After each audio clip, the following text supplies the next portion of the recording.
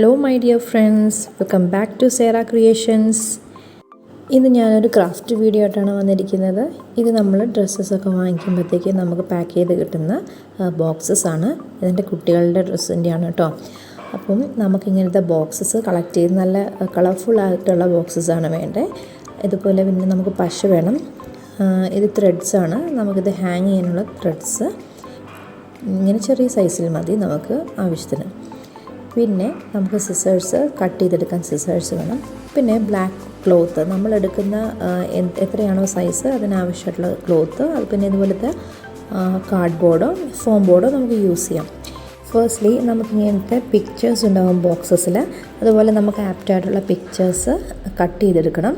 അതുപോലെ അതിന് മുമ്പ് തന്നെ നമുക്ക് വേണ്ട കാർഡ്ബോർഡ് ഇതുപോലത്തെ ബ്ലാക്ക് തുണി വെച്ചിട്ട് കവർ ചെയ്ത് ഫെവിക്കോൾ വെച്ച് ഒട്ടിച്ചെടുക്കണം. ഇങ്ങനെ കവർ ചെയ്തിട്ട് ബാക്ക് വശത്ത് നമുക്ക് ഫെവിക്കോൾ പുരട്ടി നമുക്കത് സ്റ്റിക്ക് ചെയ്തെടുക്കാം. നമ്മുടെ ഫെവിക്കോൾ പുരട്ടി കഴിഞ്ഞാൽ അത് സ്റ്റിക്കായിട്ട് നിന്നോളും. ബാക്ക് വശം കാണാതിരിക്കാനായിട്ട് അവിടെ നമുക്ക് വൈറ്റ് പേപ്പർ ഒട്ടിച്ചു കൊടുക്കാം. ഇതിപ്പോൾ ഞാൻ ഒട്ടിച്ച് വെച്ചിരിക്കുന്ന ഒരു സാമ്പിളാണ്. ഇതുപോലെ ബ്ലാക്ക് കളറ് തുണി കവർ ചെയ്തിട്ട് വൈറ്റ് കളറ് പേപ്പറും അതിൻ്റെ ബാക്കിൽ ഒട്ടിച്ചു. ഇനി ഞാനിതിൻ്റെ പിക്ചേഴ്സ് ഒന്ന് കട്ട് ചെയ്തെടുക്കാൻ പോവാണ്. നമ്മൾ ആദ്യമേ തന്നെ ഇതിനകത്ത് ഏതൊക്കെ പിക്ചേഴ്സാണ് ഉള്ളതെന്ന് നോക്കുക. പിന്നെ നമുക്കത് വെച്ചിട്ട് എങ്ങനെ ഒരു ഡിസൈൻ ഉണ്ടാക്കാൻ പറ്റുമെന്ന് നമുക്ക് പ്ലാൻ ചെയ്ത് വെക്കണം. എന്നിട്ട് നമ്മൾ ആവശ്യത്തിനുള്ള പിക്ചേഴ്സ് കട്ട് ചെയ്തെടുത്തിട്ട് നമുക്കിതിൽ സ്റ്റിക്ക് ചെയ്ത് കൊടുക്കുകയാണ് ചെയ്യുന്നത്. ഫസ്റ്റ് ഞാൻ അതിൻ്റെ മെഷർമെൻറ്റ് എടുത്തു. എന്നിട്ട് താഴത്തെ ആ ഒരു ബോർഡർ പോർഷൻ വിത്ത് ഫ്ലവർ അത് കട്ട് ചെയ്ത് ഞാൻ എൻ്റെ ആവശ്യത്തിന് ഉള്ള സൈസിൽ കട്ട് ചെയ്തെടുക്കുകയാണ് ചെയ്യുന്നത്. ഇത് നമുക്ക് താഴത്തെ ഒരു ബോർഡർ ലൈനായിട്ട് യൂസ് ചെയ്യാം. കാരണം ഇത് നല്ല ഡീറ്റെയിൽഡ് ആയിട്ടുള്ള ഒരു പിക്ചേഴ്സാണ്. അപ്പോൾ നമുക്കത് ബോട്ടം ലൈനിൽ നമുക്കത് അറേഞ്ച് ചെയ്ത് വെക്കാം.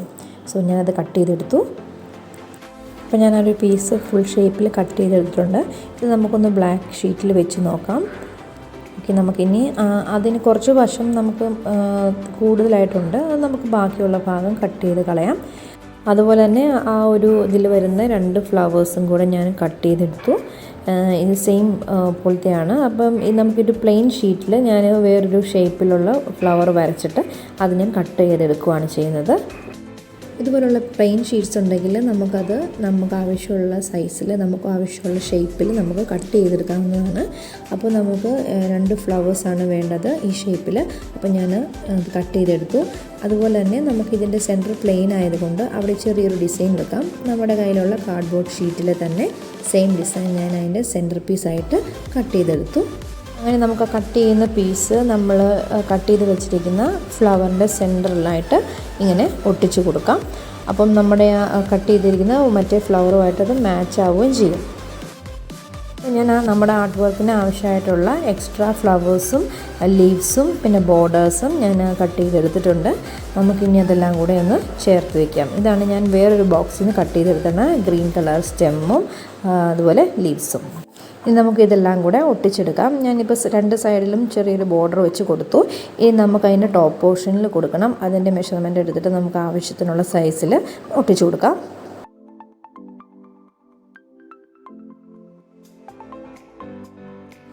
ഇനി നമുക്ക് നമ്മുടെ താഴത്തെ ബോട്ടം ലൈനിലുള്ള ഡിസൈൻ ഒട്ടിച്ചു കൊടുക്കാം.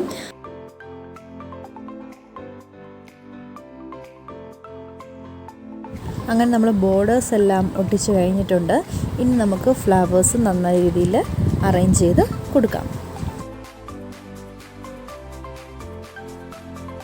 ഫ്ലവേഴ്സ് അറേഞ്ച് ചെയ്ത് കഴിഞ്ഞ് നമുക്ക് ആവശ്യത്തിനുള്ള സ്റ്റെംസ് നമുക്ക് ഒട്ടിച്ചു കൊടുക്കാം. അത് നമ്മൾ അതിൻ്റെ ഹൈറ്റ് അനുസരിച്ച് കട്ട് ചെയ്ത് നമ്മുടെ ആവശ്യത്തിനനുസരിച്ച് നമുക്കത് അറേഞ്ച് ചെയ്ത് കൊടുക്കാവുന്നതാണ്. ഇപ്പം നമ്മൾ സ്റ്റെംസിൻ്റെ പൊസിഷൻസൊക്കെ ഫിക്സ് ചെയ്തു. ഇനി ഫ്ലവേഴ്സ് നമുക്ക് ആ ഒരു പ്ലേസിൽ തന്നെ സ്റ്റിക്ക് ചെയ്ത് കൊടുക്കണം. അപ്പം നമുക്ക് അത് ഗ്ലൂ തേച്ചിട്ട് സ്റ്റെമ്മിൻ്റെ മേൽ വഴി നമുക്ക് ഫ്ലവേഴ്സ് ഒട്ടിച്ചു കൊടുക്കണം.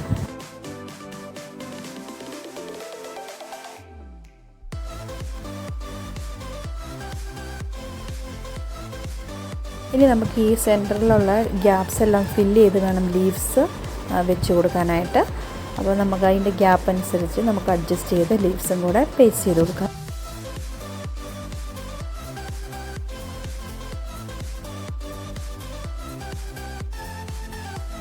അങ്ങനെ നമ്മുടെ ഫ്ലവേഴ്സും ലീവ്സൊക്കെ നമ്മൾ ഫുൾ അതിനകത്ത് സ്റ്റിക്ക് ചെയ്ത് കൊടുത്തു. ഇനി നമുക്ക് ഹാങ് ചെയ്യാനായിട്ടുള്ള ത്രെഡ് അവിടെ പിടിപ്പിച്ച് കൊടുക്കണം. അതിന് നമ്മൾ പേനയോ അല്ലെങ്കിൽ എന്തെങ്കിലും ഷാർപ്പായിട്ടുള്ളൊരു ഒബ്ജക്റ്റ് വെച്ചിട്ട് അതൊന്ന് ഹോൾ ഉണ്ടാക്കിയിട്ട് നമുക്കത് വഴി നമ്മുടെ ത്രെഡ് കടത്തി വിട്ട് അവിടെ ഒരു കെട്ടിട്ട് വയ്ക്കാം ഹാങ് ചെയ്യാനായിട്ട്. അപ്പോൾ നമ്മുടെ ക്രാഫ്റ്റ് വർക്ക് റെഡിയായി. നല്ല ക്യൂട്ടാണ് കാണാനായിട്ട്. ഇതുപോലെ തന്നെ ഈ സെയിം പ്രൊസീജിയർ വെച്ചിട്ട് ഞാൻ വേറൊരു വർക്ക് ചെയ്തിട്ടുണ്ട്. ഇത് പല ബോക്സിൽ നിന്ന് എടുത്ത പീസസ് വെച്ചിട്ടാണ് ഞാൻ കമ്പൈൻ ചെയ്തിട്ടാണ് ഈ ഒരു വർക്ക് ചെയ്തത്. അപ്പം എൻ്റെ വീഡിയോസും വർക്ക്സും ഇഷ്ടമായാൽ എൻ്റെ വീഡിയോസിന് ലൈക്ക് ചെയ്യണം. അതുപോലെ ചാനൽ ആദ്യമായിട്ടാണ് കാണുന്നതെങ്കിൽ സബ്സ്ക്രൈബ് ചെയ്യാൻ മറക്കരുത്. അപ്പോൾ പുതിയൊരു വീഡിയോയുമായി അടുത്ത് തന്നെ കാണാം.